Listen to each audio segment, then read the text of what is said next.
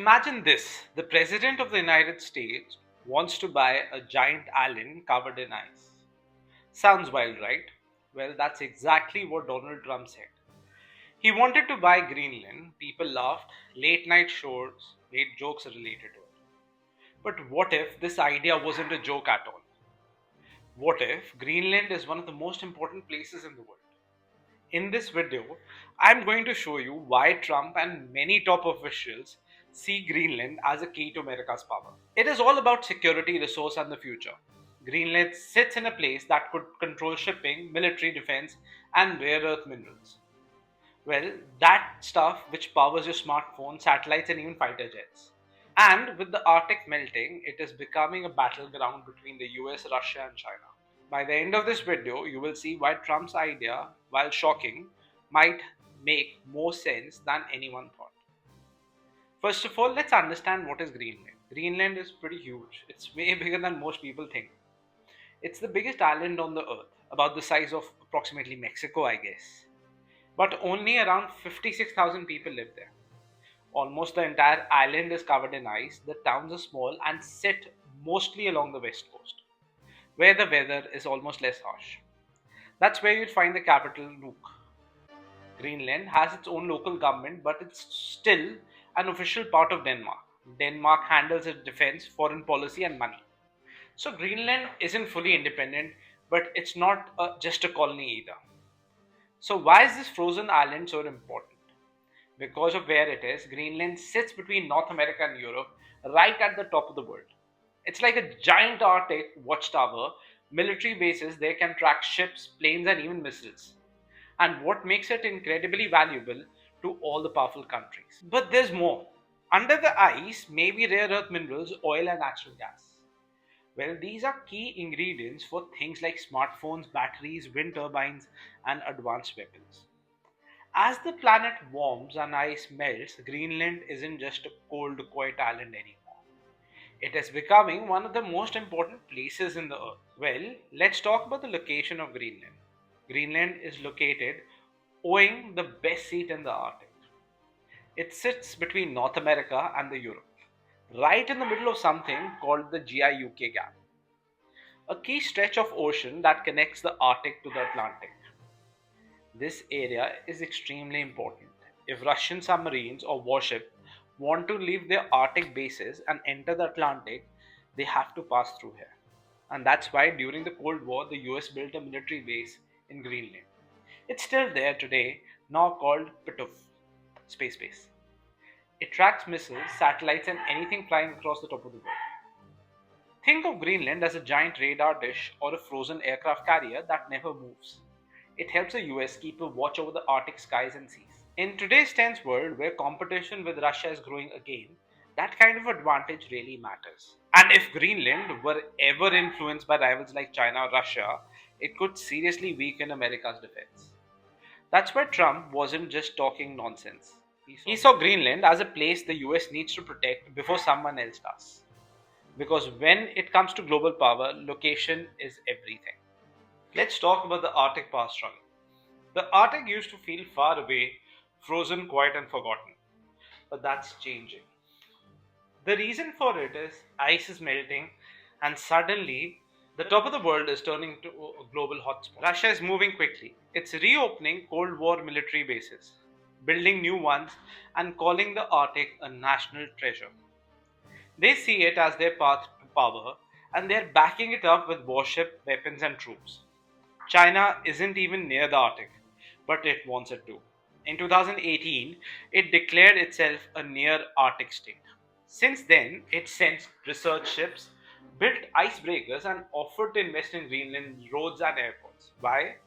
Because the Arctic offers faster trade routes and access to rare resources. The US sees all of this and is worried.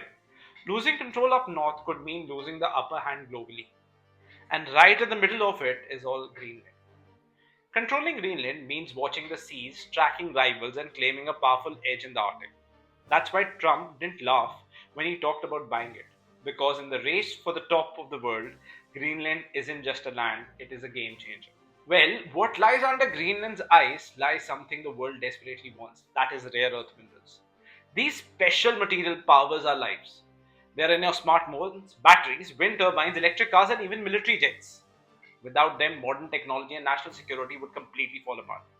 Right now, China controls most of the rare earth supply. That makes the US nervous, and if things were to go wrong, America could be cut off from this material. It needs to defend itself and power its economy. Greenland could help solve this problem. It may hold huge amount of rare earths plus oil and gas, but digging them is very hard.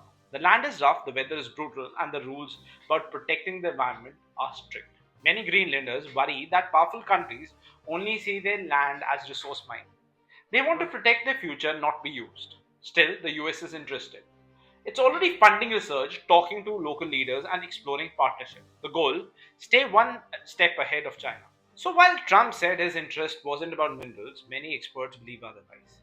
Because in today's world, controlling rare earth is just as important as controlling oil was 50 years ago. Something massive is happening at the top of the world. The Arctic ice is melting and fast. As it disappears, new sea routes are opening up. What used to be frozen and impossible is becoming a global shortcut. Ships can now travel through Arctic waters that were once locked in ice all year round. The new paths can cut the journey between Asia and Europe by nearly half. This means faster deliveries, cheaper cost, and billions of dollars saved. But this isn't just about business, it's about power. Whoever controls these new routes controls the movement of goods, energy, and even warships.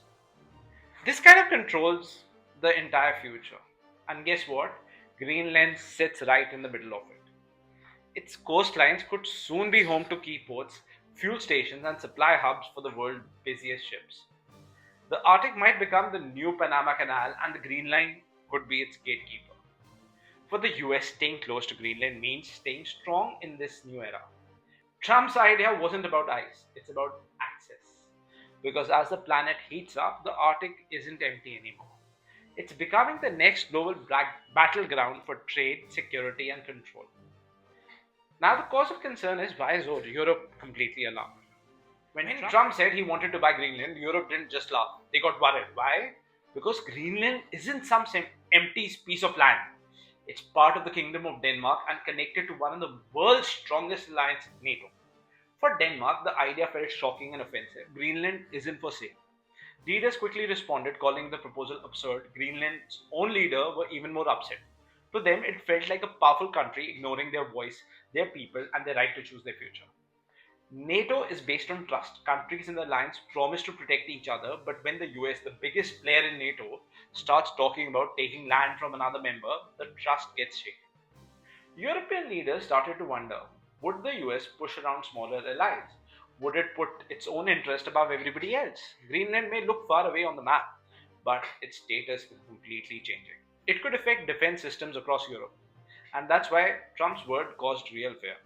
To many in Europe, this isn't just a strange idea, it was a wake up call about how fragile alliances can be and how quickly the world can shift. What is the take of Greenlanders? Let's understand it. While world leaders argued about Greenland, the people who actually lived there had something to say. They said, "We are not for sale." Most Greenlanders didn't like Trump's idea. It felt disrespectful, like powerful outsiders were discussing their home without including them. Many saw it as colonial, like history repeating itself. Greenland isn't just ice and rocks, it's home. It has its own culture, language, and future. While some Greenlanders talk about one day gaining independence from Denmark, very few want to become the part of the US. They worry that America only sees Greenland for what it can take: minerals, land, and power, and not for the people who call it home. Greenland's leaders were clear: this island's future belongs to its people, no one else gets to decide. So while the world sees Greenland as a price on the map, Greenlanders see it as their identity and they are not giving up. Well, this wasn't the first time the US tried to buy Greenland. Back in 1946, America offered Denmark 100 million in gold. Denmark said no, just like today. But Trump's offer reminded the world of something bigger. Greenland matters not because of its population, but because of its place on map. What lies beneath it and how fast the Arctic is changing, the ice is melting, superpowers are absolutely circling around it. And Greenland is right in the middle. This is no longer about land, it's about control, survival, and the future. Trump's idea sounded strange, but maybe he saw something which others were ignoring, a quiet island that could shape the next era of the global power. Still, one thing is crystal clear: Greenland's future belongs to Greenlanders, not presidents, not superpowers, and not anyone with a checkbook. If this video gave you a new perspective, hit like, leave a comment, and subscribe for more stories that really matter.